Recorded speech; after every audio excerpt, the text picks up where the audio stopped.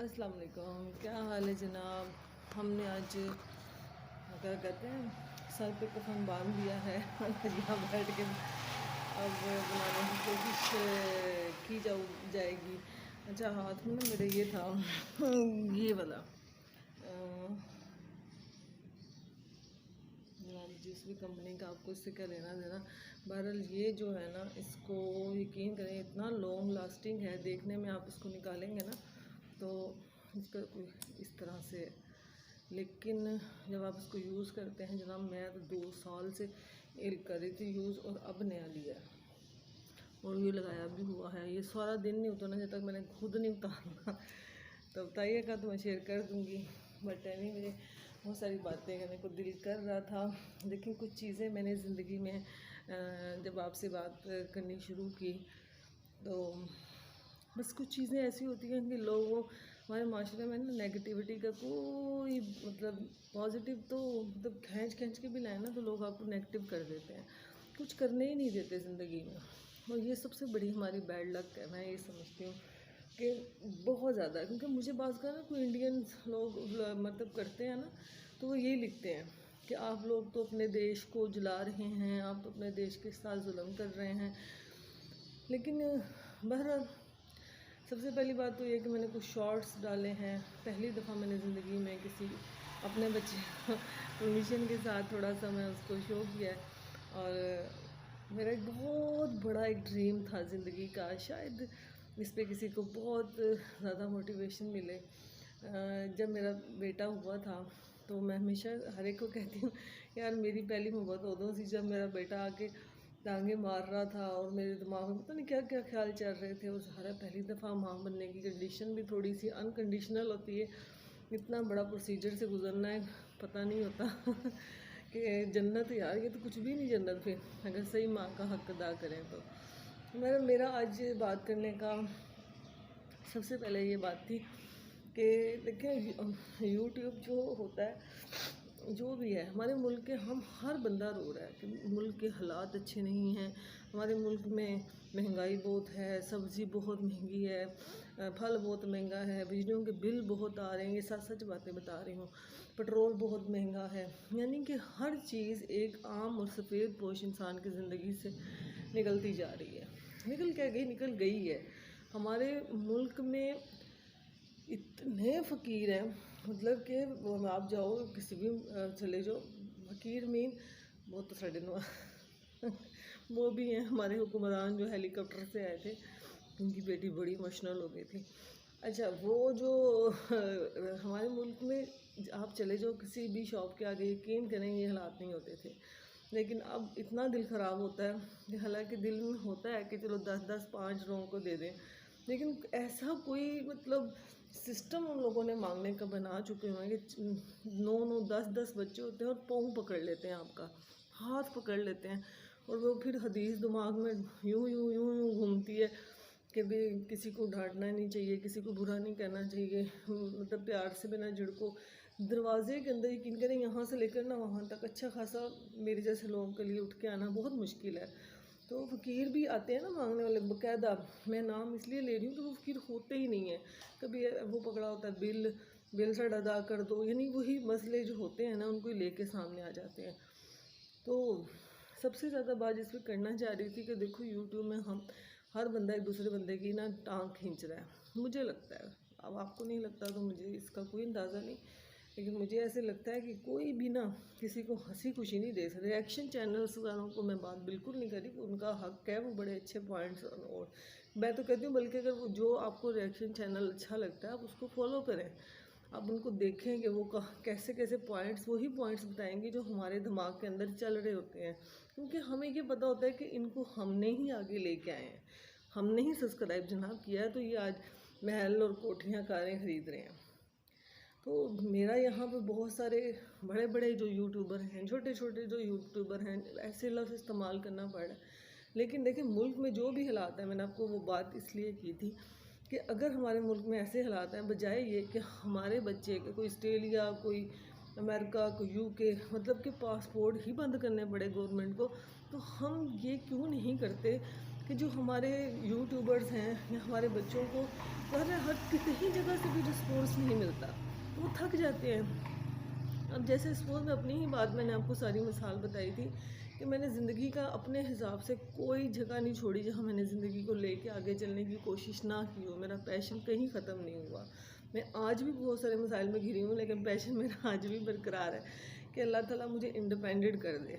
मैं इंशाल्लाह मेरी ज़िंदगी में मुझे कि और मैं सिर्फ एक थी ख्वाहिश कि मैं अपने बेटे के साथ ड्राइविंग सीट के आगे बैठूँ। वो अल्लाह ताला ने कबूल कर ली अल्हम्दुलिल्लाह। और दूसरी ये थी, और बस दूसरी ही है कि अल्लाह ताला मेरी ज़िंदगी में मुझे उम्र पे मेरा जाने का, यहाँ तक कि मैं हज से इसलिए डरती हूँ कि मेरी सेहत अब मुझे इजाज़त नहीं देती, लेकिन उम्रे पे जाने को यकीन करें कि अब तो नात और ये चीज़ें भी सुनी नहीं जाती। नबी पाक सल्लल्लाहु अलैहि वसल्लम का नाम भी आ जाए ना तो दिल की धड़कन बढ़ जाती है। ये बातें मैं सारी जितनी भी कर रही हूँ ना, इनके अंदर सिर्फ एक ही बात है कि जब आप ऐसे लोगों को मतलब मिलियंस में ले जा रहे होते हैं, सस्टियोलॉजी का नाम लेना पड़ेगा, उसमें बच्चियाँ देखो वो क्या दिखा रहे हैं, ब्रांड ब्रांड ब्रांड ही ब्रांड। मतलब फिर जो रिएक्ट कर रही है वो इकरा कमल, फिर उसका जो दुबई पे जाना है वो बड़ा हिट हुआ है, मतलब बगैरती में हर बच्चे ने उसके बारे में बात की है। तो जनाब जब ऐसे चैनल्स को आप लोग इतना मिलियंस में ले जाते हैं कि आपने कभी सोचा है कि मेरे जैसे भी तो बहुत सारे लोग होंगे जो मेरे ख्याल में जिनके चैनल मोनेटाइज होते ही वो जहाज़ पे चढ़ जाए, उन्हें लगे कि यार पता नहीं ज़िंदगी इतना मौका दे या ना दे। और मेरा ये अल्लाह जानता है, लेकिन मैं अपनी इस फीलिंग्स के साथ दूसरों की फीलिंग भी रिलेट करूँगी कि देखिए मुझे ना तो मोबाइल का हाव ना हुआ है, ना मुझे किसी चैनल का हाव ना हुआ है, सब चीज़ें मैंने खुद सीखी हैं। मेरा मोबाइल भी इतना काबिल अभी नहीं है कि इसकी वॉइस आ सके सही तरीके से। मुझे अक्सर लोग कहते हैं आपकी वॉइस नहीं आ रही होती, पिक्चर क्वालिटी अच्छी नहीं होती, तो जनाब मेरे पास मोबाइल ही एक सादा सा है। तो मेरा बहुत दिल करता है कि मैं अब जो ज़िंदगी रह गई है इसमें अब मेरी बस सोरों से भी रिक्वेस्ट है कि मेरी जान छोड़ दें, और बाकी बस ये दुआ है कि मेरे बच्चे किसी मंजिल पे पहुंच जाएं, अल्लाह ताला इनको किसी का मोहताज ना करे। और मुझे ये बहुत ज़्यादा तकलीफ़ होती है, ये सब माओं की भी यही होगी कि अगर हमने कुर्बानी दी है ना तो हमारी कुर्बानी को रायगा मत करो। और जितना हो सकता है जो अच्छे लोग हैं जिनको मैंने भी फॉलो किया है, जिन लोगों को अंदाज़ा है कि यार ये अपने सेल्फ के ऊपर आगे आई हैं और ये चाहती हैं, और मैं आपको कैसे इस चीज़ का एक्सप्लेन, एक तो यहाँ पर हर चीज़ फेक हो जाती है, लोग बहुत बड़े इशू बना लेते हैं हर चीज़ का। लेकिन बिलीव करें कि मुझे ऐसे लगता है कि ज़िंदगी में मुझे जो एक चीज़ लगती है कि उम्रा मेरा इतना शौक़ है, क्योंकि मेरी अब सेहत ऐसी है कि मैं हज नहीं कर सकती। देखो नारायण का गान भी हम जा सकते हैं, मरी जाने को है, लेकिन यकीन करें मैंने आज तक इन चीज़ों पे पैसे वेस्ट नहीं किए।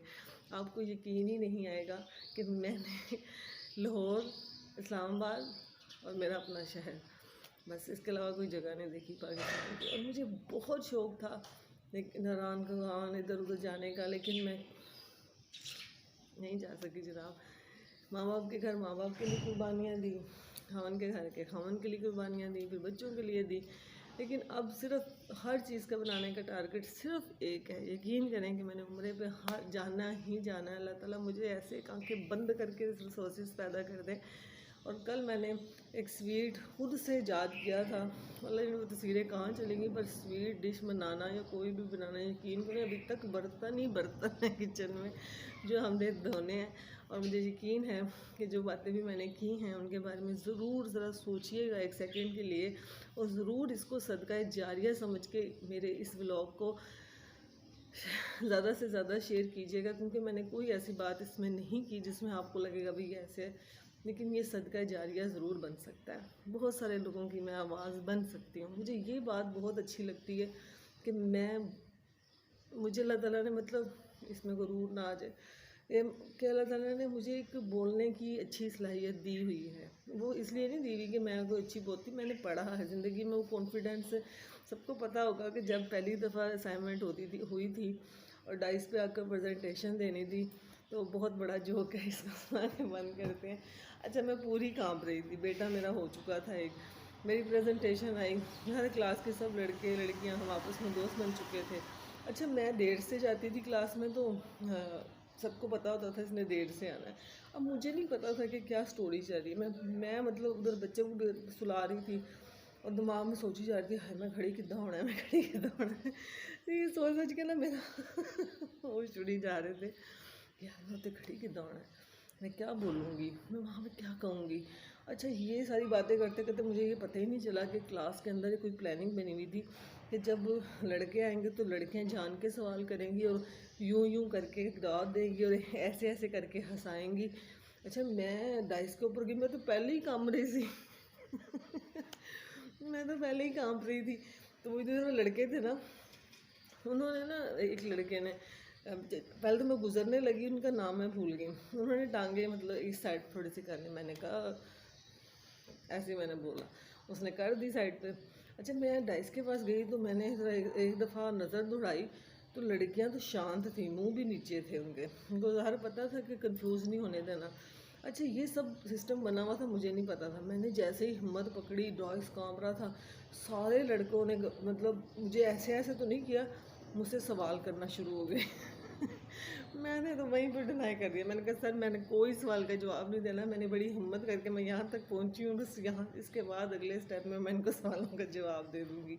अब ये वाक़या सुनाने का मकसद ये है कि देखिए, सच बोलने से इंसान की इज़्ज़त भी रहती है, आपके पास नॉलेज भी आता है, आपके साथ अच्छे लोग जुड़ते हैं।